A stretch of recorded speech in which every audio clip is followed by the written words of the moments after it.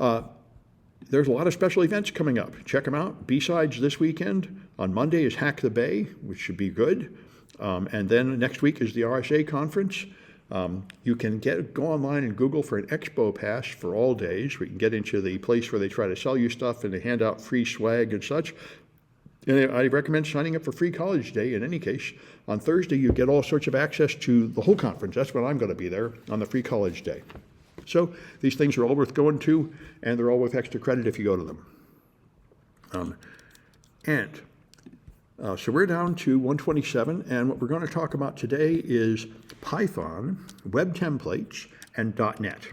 And I've got some projects to demonstrate about these topics. So here we go. Web templates are all the rage these days. Now, there was a time long ago in the 90s when you made websites that looked like mine, and these sites are just static web pages that are just written in HTML with images and stuff, and they just sit there. Every viewer sees exactly the same page as if you just printed on a poster and stuck it on the wall. That's called a Web 1.0 website. You don't even log in. You can't even put up comments. There's no buy button. There's none of this interactive stuff. It's just a way to present information that people can download, but it's not an interactive thing that you can communicate with. And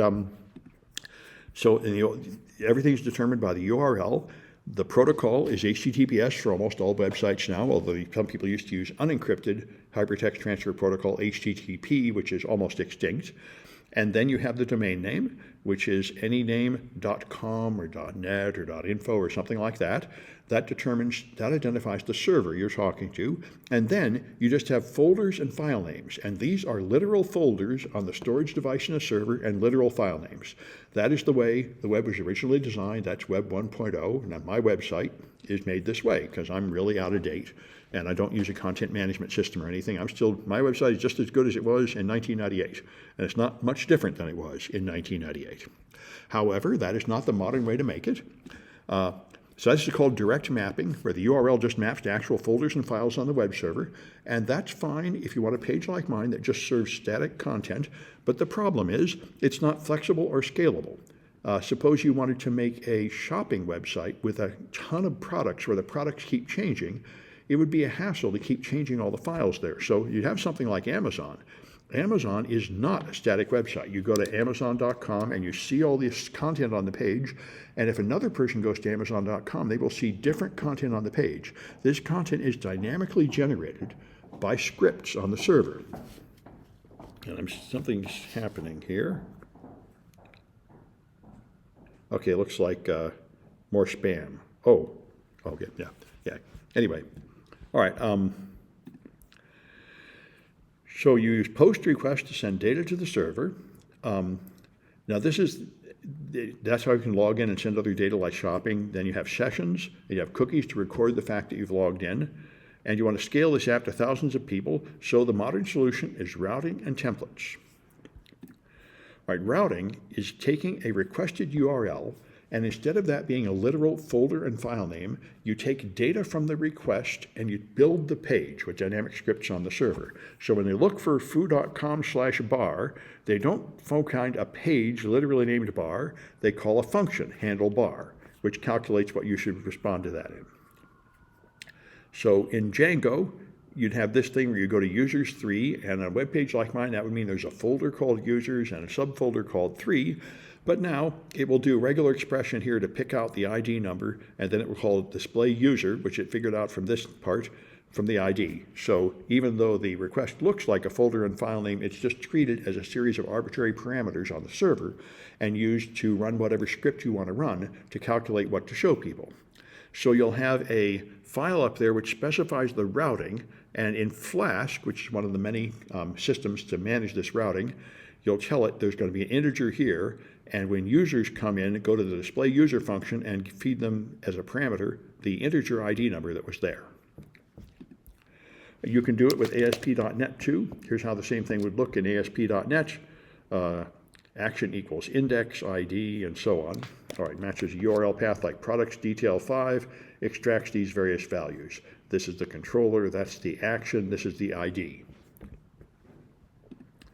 All right, so then the template script will generate HTML, the language web pages are written in, so your browser will see an HTML page to render, but it's not a static page just copied from a server. It's a page dynamically written by software from the server.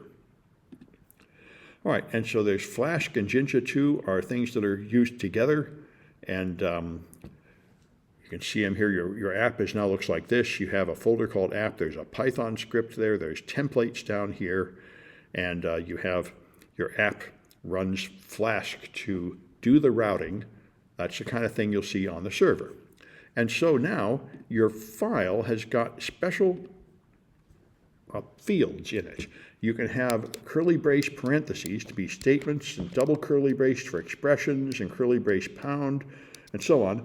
So you add special lines in your page, so it's not just an HTML page, it has fields that'll be filled in, sort of like a form letter. There's one many ways to make it feed in dynamic content. All right, and we're going to exploit that. So here's Flask plus Jinja 2. You'll have this page that says hello, but instead of having a static username, it has a dynamic username with curly braces. And now when you run this software on the server, it will know to fill in this username with data that it harvested from the URL. So it looks like this in ASP.NET. That's the sort of thing that's going on. We're not going to set these up on the server. We're going to exploit them. Of course, that's our main interest here, is hacking into this stuff. But it's good to understand what's going on. It helps you understand how to hack into it. So the template.json site will again look like a normal page, except it will have special features like this, classifications, and down here it will have fields to fill in. So include content in pack. It's got XML description of the page here. I'm not going to go through the details. We'll do it in the projects for I think Flask and Jinja. All right, so there's two levels of web design. There's front end, which is how things look, things like CSS and JavaScript, and then there's back end, which is how things work. This is the logic and data that harvests information from the user's request and figures out written in scripting on the server to create the data. So here's the frameworks that are in current use. I got this 5 years ago. I don't imagine it's changed that much now. On front-end frameworks are things like Angular and Flutter and React. And on back-end frameworks, it's things like Django, Express.js, Ruby on Rails, and Symfony. And if any of you are a professional web designer, you may have useful information to add to this. This is why people often complain about my web page, saying, you don't seem to know anything about modern web page design, and that's because I don't. I only know old-fashioned web page design where you put literal files on the server, and that's really ancient. That's like carving information on a piece of granite with a chisel these days. Everybody's using these fancy frameworks except me. So nobody would pay me to develop a website for them. They'd want people to know how to use these fancy frameworks and have all the modern functionality. And so here's how they're rated. Again, from a few years ago, PHP, ASP.NET, Express, Node, various technologies that are used. All right. So I've written a project where you hack into these with something called server-side template injection. Since you can put in parameters, and those parameters are rendered by code on the server, it turns out that there are injection errors, like SQL injection, in these new languages based on Python. So I'll go through that a bit later. I'll demonstrate this project, which I think is great fun. I learned about it from back when I was on Twitter. There were people trading SSTI injection strings. They looked like SQL injections, and I said, that's interesting, so I decided to learn how it worked. It is another way to attack these modern web frameworks, and it's good, clean fun, the end result being very much like SQL injection. So let's try a Kahoot, which is L91. Here we go.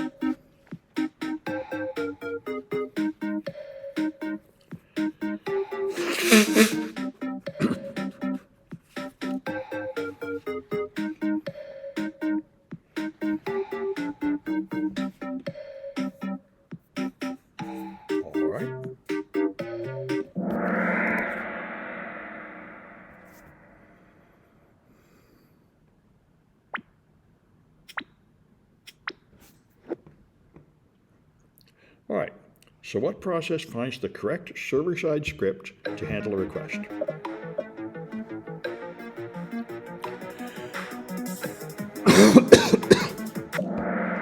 Yeah, that's called routing.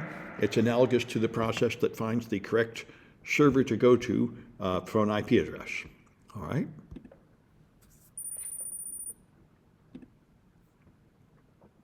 All right, what part of that is the domain?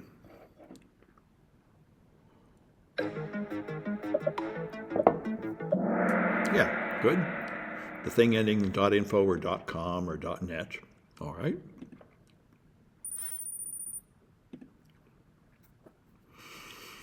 How about a popular backend framework? Django. Yeah, good. You people know it. Good. All right, what requests don't require any server-side scripts?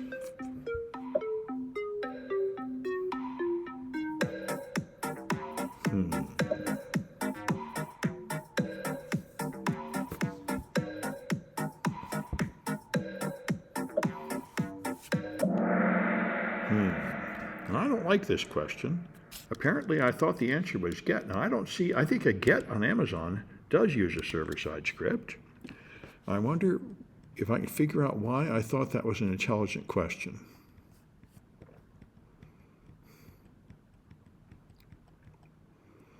Yeah, there's something here about posts somewhere. Yeah, post sends data to the server. Yeah, I'm going to remove that question in the future. I don't like that question. Because I think post and get now both use server-side in the modern web apps. Let me just make a note here. Kahoot 1, lecture 9, remove last question. All right. Anyway, can't change it now, but I don't see what I was thinking of there. All right. Server-side script not required. Well, yeah, but then it's required, wouldn't be required for post either, you know.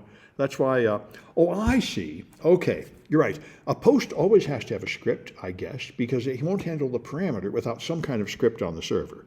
A get could be handled without a script. But in the context of this chapter, both of them are pretty silly. That's a pretty silly question. All right, anyway. All right.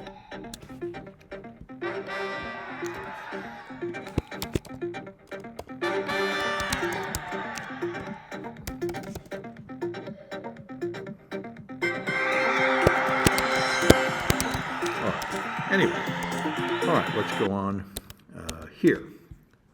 All right, so, all right, now let's talk about desktop and mobile apps. This is another topic not related particularly to web pages, but it's another important modern technology, and that is .NET. So, now you can have native code which is compiled into the machine code that runs on your processor. So it's ARM code on the modern ARM machines, it's Intel-compatible code on the older AMD and Intel machines, and on Internet of Things devices that use another processor, it'll be whatever it has to be on that processor. That's one way to do it.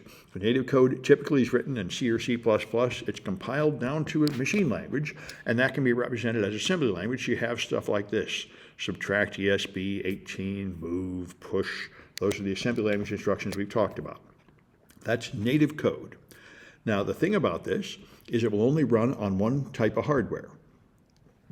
If you got 64-bit code, it won't run on a 32-bit processor. If you got ARM code, it won't run on an Intel processor. So, the alternative is, if you want to make code that's independent of the hardware, you use a higher level language and a higher level form of semi-compiled code. And Java is what started this. That's the point of Java. Java compiles down to bytecode, which is not assembly language. It's not machine code. It is an intermediate language. They call it bytecode. And now, whatever you have to run a Java virtual machine, which translates that into the real machine code. So you have to have a different version of the Java virtual machine for every hardware. But once you've done that, you can run an app that's written in Java, and the app does not have to be modified to run on different platforms. That's the huge advantage. Of course, this means that you have to prepare the machine by installing a Java virtual machine, and it does mean that you're going to lose some efficiency. It will run slower, of course, because it's going through essentially 2 layers of translation. But that's how it works. You write the source in various languages, you compile it down to an intermediate language, and then this is Java. Java used bytecode, and then you run in a Java virtual machine. Microsoft's competing product is called .NET. And in Microsoft's products, you write it in a high-level language, you compile it down to this thing called intermediate language, which is analogous to bytecode, and then that's run by the .NET runtime. And Microsoft intended for this to be a cross-platform technology, but like most Microsoft imitation technologies, it turned out nobody would use it unless they were using Windows. So in practice, it's only used on Windows. All right, so Java source code looks like this. It looks a lot like C or Python or any other modern language. And then when it gets compiled, it turns into bytecode with these things like push something onto a stack, do some kind of compare, and so on. If not equal, then go here. The lines have line numbers. You have things like go to. This is a sort of assembly language looking thing. This is Java bytecode, which runs in the Java virtual machine. In .NET, you start with sourced in Visual Basic or C#. So here I've got an if that's going to compare the input text and decide whether to say win or fail. It compiles to .NET intermediate language like this, which has got things like this: no operation, load some arguments, loads a string, top secret. Then down here it's going to do some kind of compare. Yeah, branch false. Some part of this must be doing a comparison. Oh, here it is. No IMS core lib system string op equality. Yeah, this is calling some kind of system function to see if two strings are equal. And then it's doing a branch on false to go to line 27, otherwise here. So that's an if statement. So it's very much similar. And so you now run it in a .NET runtime. And so here's examples. You can compile in any of these languages. In Java, you can use things like Groovy and Scala and stuff. In Microsoft.NET, you use usually C# or Visual Basic or C++, but it only runs on Windows. This runs on multiple. The runtime here is the common language runtime, whatever they call it, the .NET runtime, the Java virtual machine, and on you go. So, all right.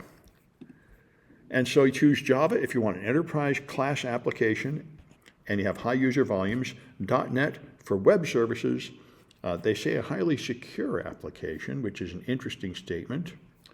I wonder if that comes from the days when people would run Java web apps, and then they would run a Java plugin in the browser, and that turned out to be a security disaster. There were many, many ways to get execution on the machine through that, and it's pretty much gone extinct. But anyway, that's the issue here. There's, in practice, Windows developers, Windows shops use .NET a lot. And I think open source people use Java a lot. Well, everybody uses Java a lot. But of course, you got to be running Windows servers and Windows clients if you want to use .NET.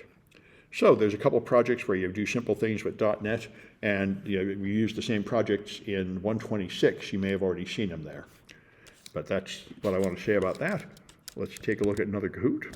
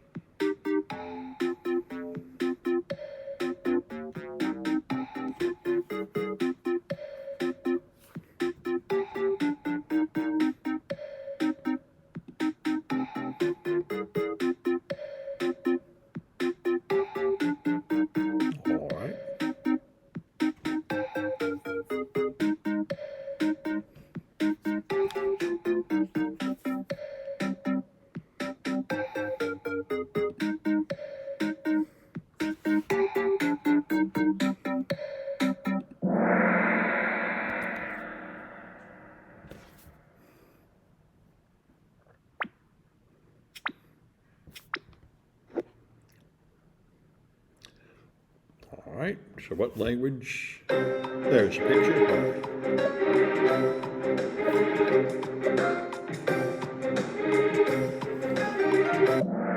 That's C#, all right?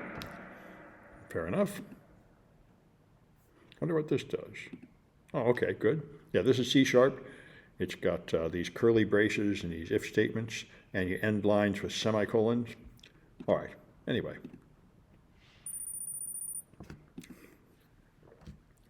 All right, how about this? What language have we got?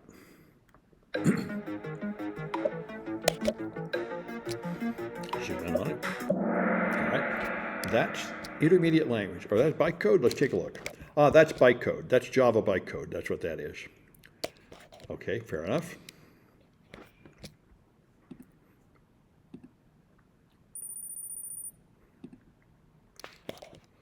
Well, again, what language is this? All right. Okay. That's assembly code. Intel assembly code. It's got this move and sub and move and push and all that jazz. That's Intel assembly code. Looks like 32-bit also. Anyway.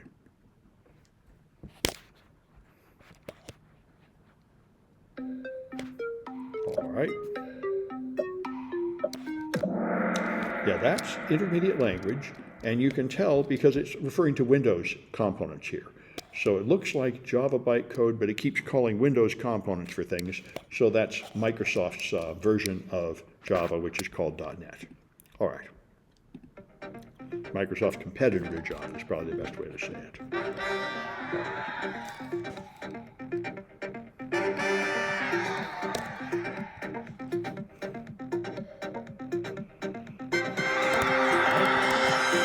All right. So let me stop this recording.